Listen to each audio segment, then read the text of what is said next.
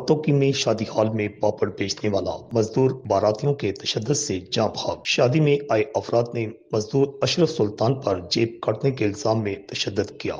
मजदूर की लाश शादी हॉल में पड़ी रही और लोग खाना खाने में मसरूफ रहे। बत्तौकी के शादी हॉल में बारातियों ने पापड़ बेचने वाले मजदूर को तशद्दुद का निशाना बनाकर मार डाला। पुलिस का कहना है कि शादी में आए अफराद ने मजदूर अशरफ सुल्तान पर जेब काटने के इल्जाम में तशद्दुद किया। मजदूर की लाश शादी हॉल में पड़ी रही और लोग खाना खाते रहे। पुलिस ने मकतूल की लाश को ज़ब्ती की कार्रवाई के लिए हस्पताल मुंतकिल कर दिया। पुलिस का कहना है कि शादी हॉल के मैनेजर को हिरासत में ले लिया गया है और वाक़े की मजीद तफ्तीश जारी है। आईजी पंजाब के वाक़े का नोटिस लेने के बाद RPO शेखपुरा से रिपोर्ट तलब कर ली गई है। वज़ीर आला पंजाब उस्मान बुज़दार ने भी इस अफसोसनाक वाक़या का नोटिस लिया है, जिसके बाद बत्तौकी पुलिस ने छापे मारकर 12 मुल्ज़मान को गिरफ्तार कर लिया है। रिपोर्ट अल हिजाज न्यूज़, बत्तौकी।